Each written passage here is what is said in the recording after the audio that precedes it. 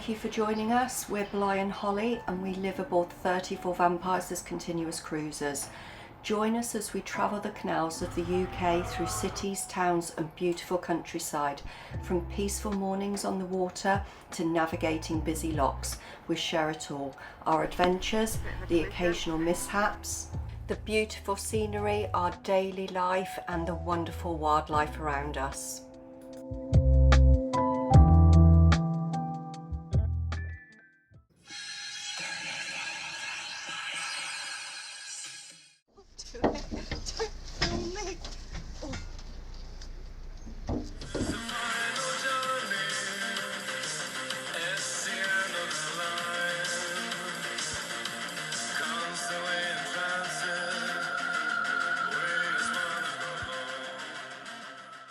Thanks for joining us. We're Bly and Holly and we're now 1 year into our boat life as of the 17th of June. We sold up everything, gave away and sold all of our belongings, or pretty much all of them. My cat went to live with a really good friend of mine as he was deaf and knew that we knew that he wouldn't cope with the engine and with the vibration and everything. So he's happily living with my friend. And as you can see here, this is 34 Vampires. The first time that we saw it, it was literally sheets of steel on the floor.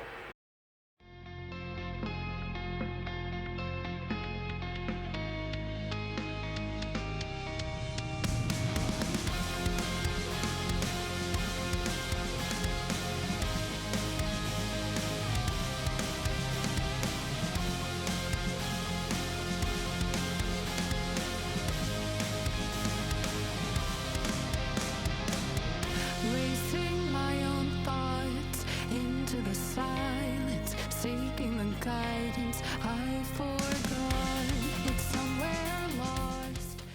So we spent every 2 weeks up in Liverpool, so we were having to drive from Pembrokeshire and Burton-on-Trent, and during that time we were staying in hotels every 2 weeks to see how the build was going. And so as you can imagine, it was quite a big thing planning a boat. I think it only took about 3.5 months to build. And so, you know, to go up sort of like every 2 weeks to see the transformation was absolutely fascinating, because every time we went up there was such a massive difference.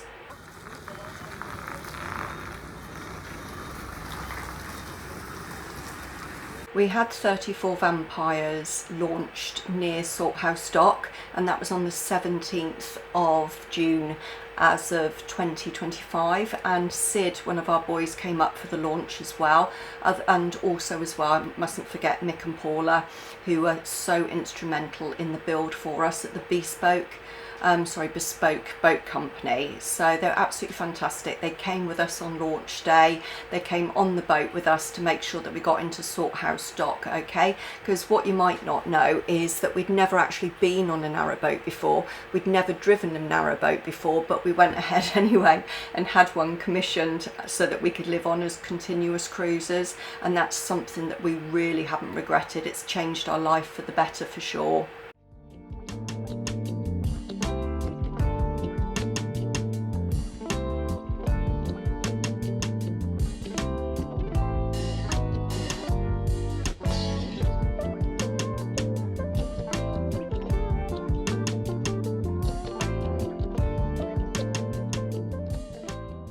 One of the things that we found really liberating about it was actually getting rid of our belongings. So you think about it, over the years you work really hard to buy everything that you've got, and what we realised, you know, was so many of those things that we'd slaved away for, that we bought, just weren't important.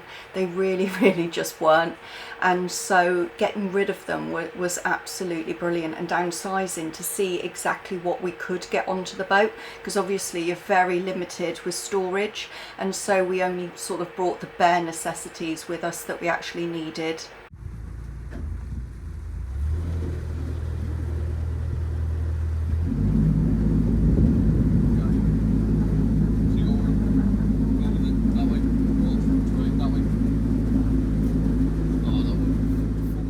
Our first 2 nights were spent at Salthouse Dock, which was absolutely stunning. As you can see in the footage at night when it's lit up and everything, it's just absolutely beautiful. And they had a big wheel there as well that was probably only a couple of 100 yards away, so we took the time to go on there as well.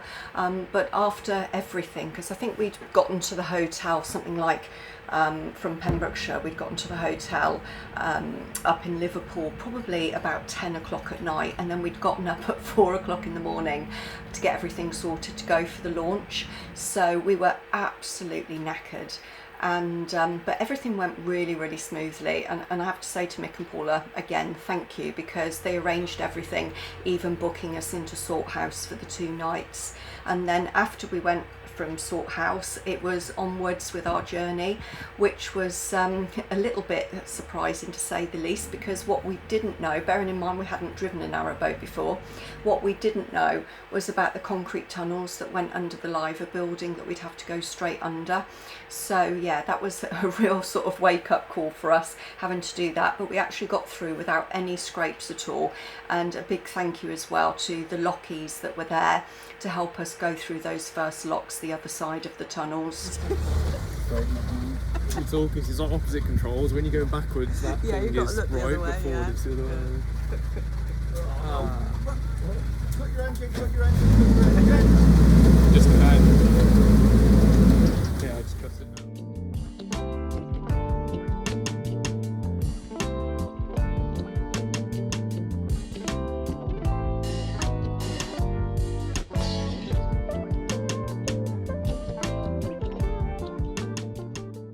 We didn't actually realise that our mooring kit didn't have any mooring pins in, so we weren't actually able to stop until we could actually stop somewhere that we could tie up. So that first stop was at Litherland, which was a gated CRT mooring. So we stayed there for a bit, and as you can see, we had these lovely fluffy little friends and that were coming to the duck hatch every day shouting to be fed, so it was lovely to see those grow.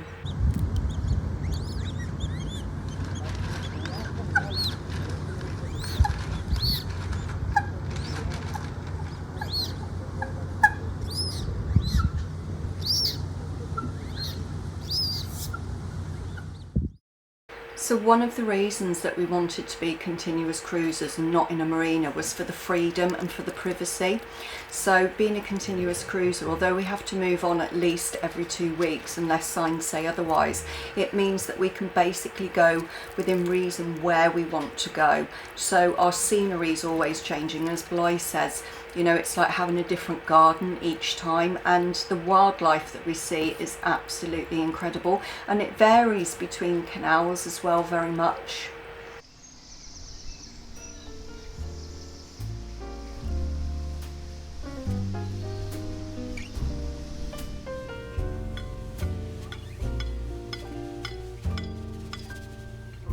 Once in a while I dream. Once in a while I think of you. I reminisce on days gone by when you and I were new. Once in a while I dream. Yeah, you know what I mean. Wait till that one fills up and then.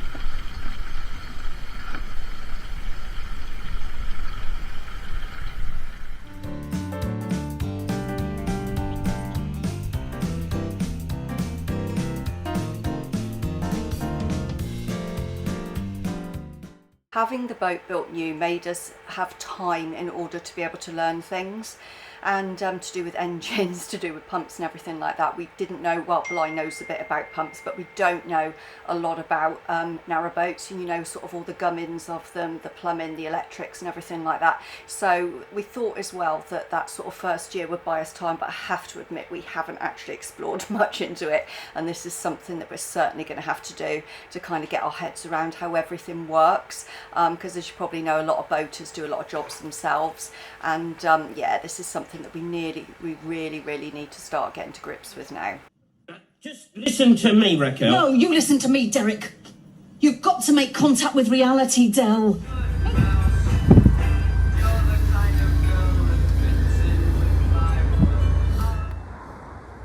This was the first accident that we actually had as Bly was coming through the swing bridge. I was so busy filming because of course I was getting used to locks, getting used to swing bridges, that I wasn't paying enough attention, and I actually shut the swing bridge too quickly, and it took a bit of a chunk out of the side of the boat. Sorry. I always do start shutting the gates when you're already coming through. It's just that I did it a bit early. I'm bad. I caused damage. You did.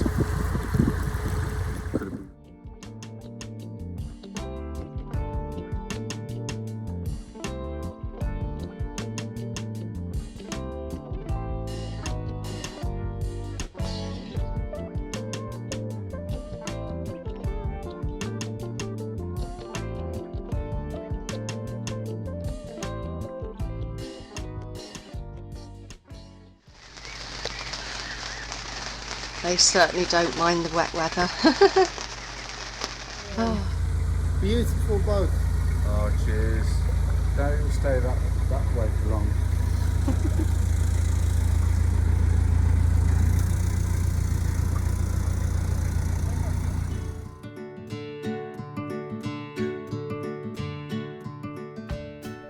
Stayed in Wigan for a while, and we were moored opposite the Ninja Warrior Centre, where they had sort of like a gym and things like that there as well, because it was quite a nice tow path, you know. The mooring was a bit rough from the point of view of there was some sort of like big stones that had fallen in and things like that, so we had to be a bit careful with the boat, and it was a bit silted as well. But the problem that we had there is that our car got broken into. Bloy went up there one morning and found that a rock had been thrown through, and yeah, so there was literally only 2 pairs of gloves and a phone charger taken, but they did make quite a bit of damage. And yeah, so a bit of an expensive one. Obviously we thought that the cameras would be on outside there, but that wasn't the case. As we're both not yet retirement age, obviously it was about also being able to earn a living. I was really lucky from the point of view of I already had a job that I've been doing for 26 years at the time, where I was working helping people with their animals. These are some of my previous horses from years ago that you can see here. And so I was working on the phone and also writing, so of course I was able to transfer that straight from onto the boat, which made things an awful lot easier. One of our lads, Sid, has his own company, Partridge Exterior Cleaning, and so Bly will sometimes go up and give him a hand. So you can see here, this is last December that he was working on top of Birmingham's highest skyscraper. Yeah, it was last December. Luckily he's tied on. And yeah, so they've done sort of like army tanks, and as well as sort of residential roofs and drives and things as well, sort of all over the country. Weirdly, on that stay away, Sid had ordered them in a Greggs, and really weird because as you can see, the Coke bottle that Bly had Holly on it, and the room number that they actually stayed in was 34, a bit like 34 Vampires. So yeah, that was a bit of a creepy one.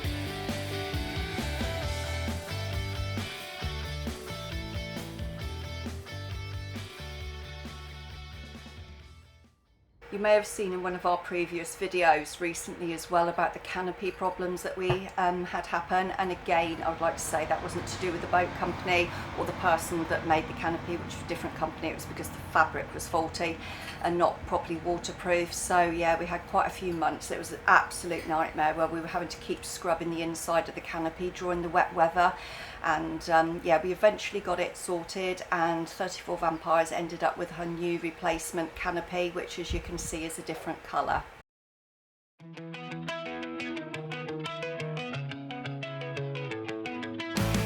I did it all, I played pretend, I moved the mountains to be your friend. Last December we took a trip back to Liverpool by car in order to get Bly an emergency passport as we were getting married, and we actually got married without telling even the children or the grandchildren, and we actually got some witnesses off of the street. We had about 12 to 15 couples that said no, until we met a lovely couple called Amy and Ross who said that they would be our witnesses, and we had about 20 minutes then to get to the registry office. Amy was pregnant at our wedding and has since recently had their daughter Hazel, so big congratulations to Ross and Amy. Earlier this month, our story of how we got back together actually went into a magazine. For those of you that don't know, we actually had children together back in our teens, and we have grandchildren together as well, and we'd actually split up for 34 years. During our stay in Astley Green on the Bridgewater Canal, we visited the Lancashire Mining Museum, which was really, really interesting. There is actually a video on that, the Astley Green video, I think it is. And yeah, we got made to dress up in old-fashioned clothes from that era and met the amazing Marilyn. Hi.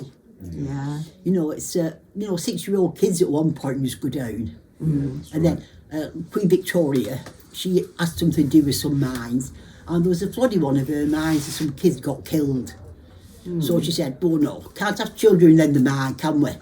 Right, they've got to be 10-year-old before they go down. You know, to a penny. Yeah. You know, and like you live.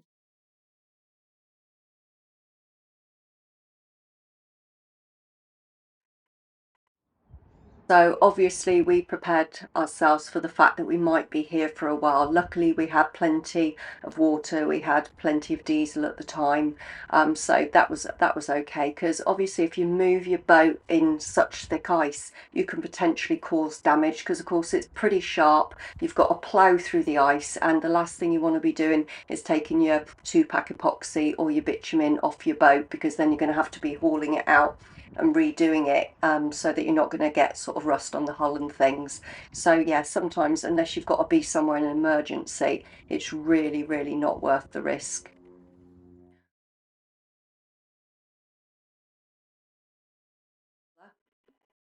He actually managed to go back about 15 or 16 generations, and it was absolutely fascinating to see. It was something I'd never been interested in before, sort of family trees and things like that. But as he says, I wouldn't be here without my ancestors, and kind of that sort of like hit quite hard, because it's something I'd never considered before. After Astley Green, we called into the Booths Hall Marina. It's also known as the Bridgewater Marina. And Bly was handballing the water into the tank, because we wanted to make sure that we knew that the tank was the right size, because what the manual said and what we were told the tank was 2 different sizes. And we also had the engine service while we were there, filled up with water, and ended up staying the night there. And as you can see, we went into the Moorings pub next door to the marina, which was absolutely lovely. We had a really lovely stay there, and thank you so much to Dave, who owns the marina, who was so accommodating. So this is Trafford Park, or Trafford Centre, in Manchester. Never seen anything like it other than when I was in Tunisia in a 5-star hotel. The place is so vast, it's absolutely massive. As well as all the shops, they've got everything there, from an indoor sea life centre where you can swim with sharks, roller skating.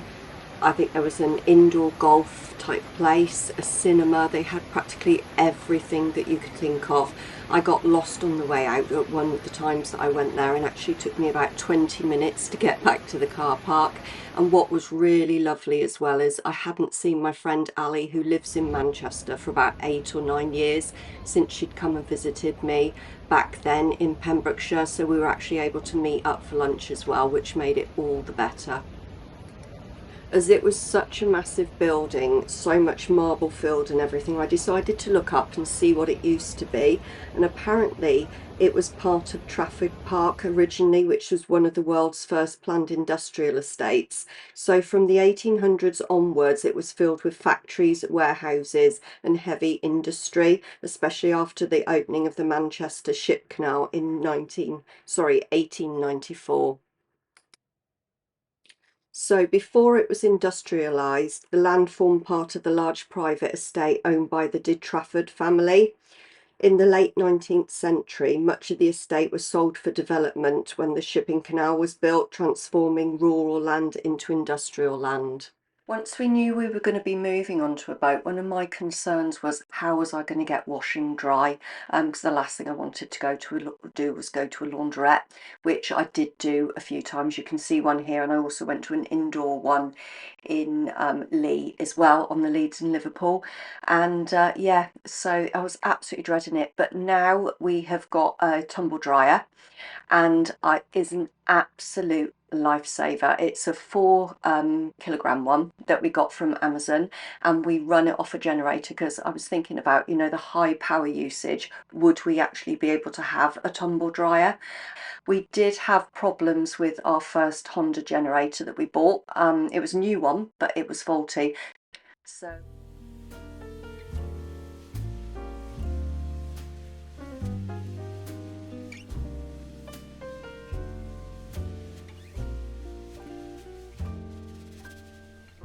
once in a while I dream.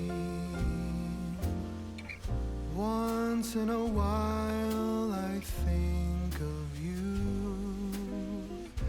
I reminisce on days gone by when you and I were new.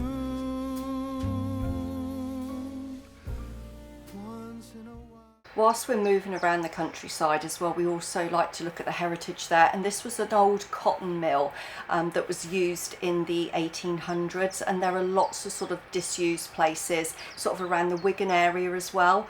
And yeah, we really like visiting these sort of places. It kind of reminds us of how it used to be. For the whole year we've been on our own, which we absolutely have loved, other than a short time that we spent with Crystal, Nigel and Lynn when we went in a flotilla to Worsley and to central Manchester. Worsley was another beautiful heritage place where I believe it was the first canal was built, and that's where the Delph is as well. And so we had sort of, I think it was about 3 or 4 nights stay there, and it was absolutely beautiful and a really lovely little town as well. And we sort of had a little bit of snow and hail whilst we were there as well. So this was a route that we never actually planned to take. We didn't want to go through the city centre, but due to a breach we haven't got a choice really, unless we want to go a really, really long way round that would take us months out of our way.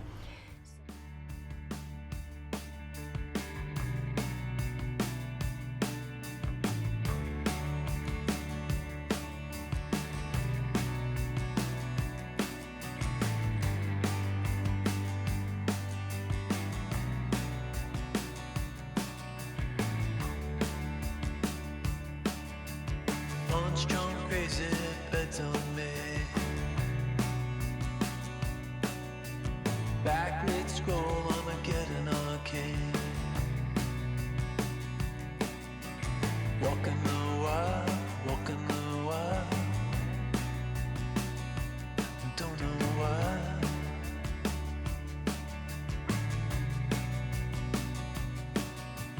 Cosplay cowgirls and numberless chairs. Lynn and Nigel have been this way before, and they've moored up, I believe, in this area before, but obviously this is all really new to us.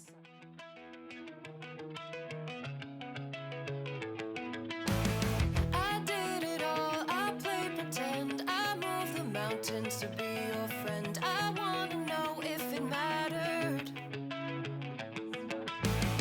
I would have gone to war for you. I would have bent the earth in two just to get to our ever after. Something about this has changed. I wanna feel you close again. Don't let go. No, I don't want this to end. Whoa. Remember the start when. Through, I'm out of breath. Walking through one of the tunnels to lock number 2. There's loads more today.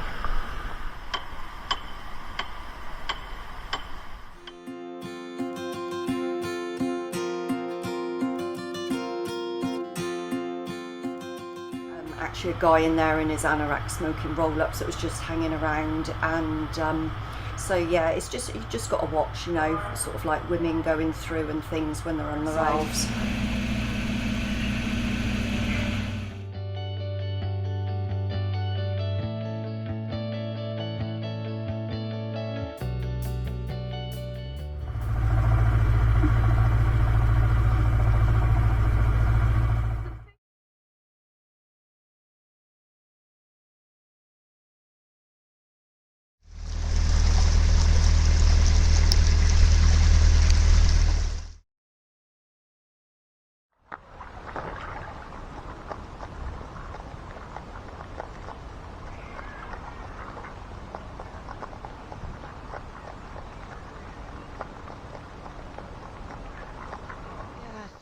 You can see it is, isn't it, where they're screwed on. It's all made of lids. That's clever. You wouldn't see that from a distance. Look at that. God, that's some work in that. Oh look, there's coffee ones, look. There's everything. What, it says recycle me on some of them. Somebody has, haven't they? No. Oh, okay.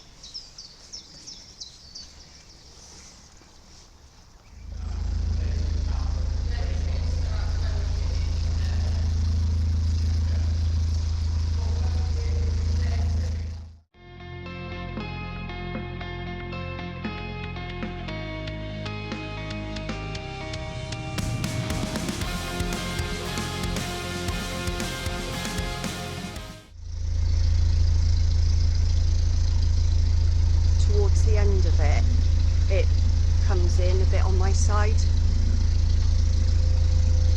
Can you see?